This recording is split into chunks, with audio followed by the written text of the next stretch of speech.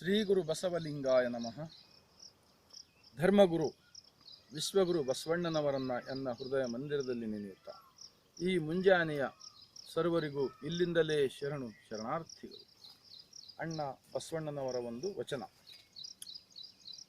ನುಡಿದರೆ ಮುತ್ತಿನ ಹಾರದಂತಿರಬೇಕು, ನುಡಿದರೆ ಮಾಣಿಕ್ಯದ ದೀಪ್ತಿಯಂತಿರಬೇಕು, ನುಡಿದರೆ ಸ್ಫಟಿಕದ ಸಲಾಖೆಯಂತಿರಬೇಕು, ನುಡಿದರೆ ಲಿಂಗ ಮೆಚ್ಚಿ ಅಹುದು ಅಹುದೂ ಎನ್ನಬೇಕು, ನುಡಿ ಒಳಗಾಗಿ ನಡೆಯದಿದ್ದರೆ ಎಂತು ಒಲಿವನಯ್ಯ ನಮ್ಮ ಅಂತರಂಗ ಕೂಡಲ ಸಂಗಮ ದೇವ.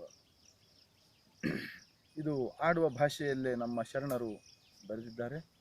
ಪ್ರತಿಯೊಬ್ಬರಿಗೂ ಅರ್ಥವಾಗುತ್ತದೆ ಅಂತ ಹೇಳಿ ನಾನು ಭಾವಿಸಿದ್ದೇನೆ. ಮತ್ತೂ ಕೂಡ ವಚನದ ಭಾವಾರ್ಥ ಏನಿದೆ ಅಂದರೆ, ನಮ್ಮ ಪ್ರತಿಯೊಂದು ಶಬ್ದಗಳು ಅವಶ್ಯಕತೆವಾಗಿರ್ತಕ್ಕಂಥ ಶಬ್ದಗಳಿರಬೇಕು. ಆ ಮಾತು ಎದುರಿನವರಿಗೆ, ಕೇಳಿದವರಿಗೆ ಸಂತೋಷವಾಗುವಂತಿರಬೇಕು.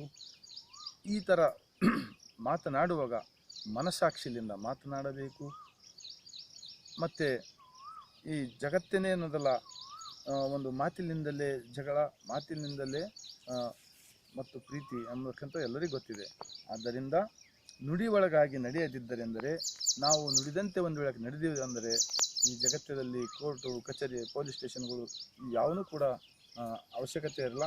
ಮತ್ತು ಯಾರಿಗೂ ಕೂಡ ಇಂಥ ಒಂದು ಪರಿಸ್ಥಿತಿ ಬರುವುದಿಲ್ಲ. ಆದ್ದರಿಂದ ಮಾತು ಎಲ್ಲಕ್ಕ ಮಹತ್ವವಾಗಿರ್ತದೆ ಅಂತ ಹೇಳಿ ಅಣ್ಣ ಬಸವಣ್ಣನವರು ಹೇಳಿದ್ದಾರೆ. ಇಂತಹ ಒಂದು ವಚನ ಸಾಹಿತ್ಯವನ್ನು ಪ್ರತಿಯೊಬ್ಬರು ಓದಿ ಇನ್ನೂ ಎಲ್ಲರಿಗೂ ಪ್ರಚಾರ ಮಾಡಿ ಲಿಂಗಾಯತ ಅಂತಕ್ಕಂಥ ಧರ್ಮವನ್ನು ಇಡೀ ಜಗತ್ತು ತುಂಬ ಪ್ರಚಾರವಾಗಲೆಂದು ಹಾರೈಸುತ್ತಾ ತಮ್ಮೆಲ್ಲರಿಗೂ ಮತ್ತೊಮ್ಮೆ ಶರಣಾರ್ಥಿ.